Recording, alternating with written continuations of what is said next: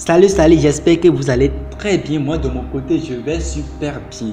Tous ceux qui nous rejoignent en ce moment, nous vous invitons à vous installer confortablement tout en likant les vidéos, en les partageant, en vous abonnant à notre chaîne et surtout en activant la cloche de notification pour ne pas rater de prochaines vidéos. Aujourd'hui, dans cette vidéo, nous allons vous parler de comment organiser sa vie pendant les vacances. Mais tout d'abord, il faut que nous comprenions le sens du mot vacances.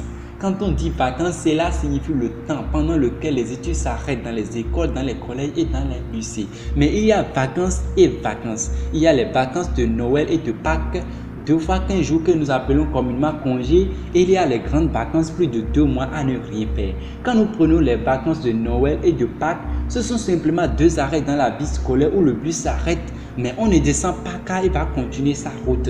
Les vacances de Noël sont un peu difficiles car il y a 2 fêtes. Il y a le Noël et il y a la Noël et le Nouvel An. Il y a aussi le second trimestre qui t'attend et qui est très important. Donc c'est le moment d'établir ton programme d'études en voyant ce qui n'a pas marché au premier trimestre.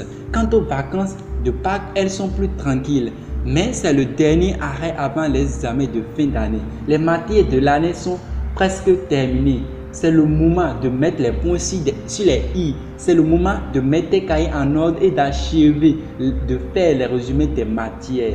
De détente, oui, mais tout en réservant un temps pour l'étude. Par exemple, le matin de 7h30 à 9h et de 9h30 à 11h. Si tu fais chaque jour tes 3 heures d'études, tu auras ainsi bien passé ton temps durant ces vacances.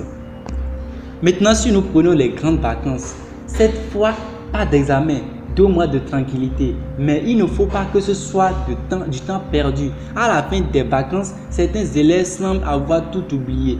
Il faut profiter de ce temps pour faire des choses utiles qu'on ne peut pas faire pendant l'année. Par exemple, s'entraîner au sport, étudier l'anglais, jouer d'un instrument de musique, lire de bons livres. On peut aussi faire quelque chose de très utile. Tu peux en profiter pour découvrir ton pays. As-tu déjà visité ta région d'origine, ton village? Si tu ne les connais pas, si tu ne connais pas la langue des ancêtres, tu risques d'être un déraciné. Or, un arbre qui n'a pas de racines ne tient pas debout. Tu étudies pour faire partie de l'élite du pays. Comment peux-tu ignorer les gens de ta propre région, leurs coutumes et leurs problèmes? Les grandes vacances peuvent être une occasion pour faire cette découverte. Tu peux en profiter pour fraterniser avec d'autres jeunes. Pendant l'année scolaire, tu vis avec les jeunes de ton école. Pendant les vacances, tu dois découvrir d'autres jeunes à travers des associations culturelles et de services, à travers des mouvements de jeunes.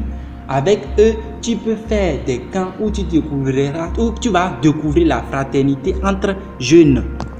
Alors ce sera tout pour cette vidéo. Si tu as aimé, n'oublie pas d'activer la cloche de notification et de t'abonner à notre chaîne pour ne pas rater de prochaines vidéos. Bonnes vacances à chacun et à tous.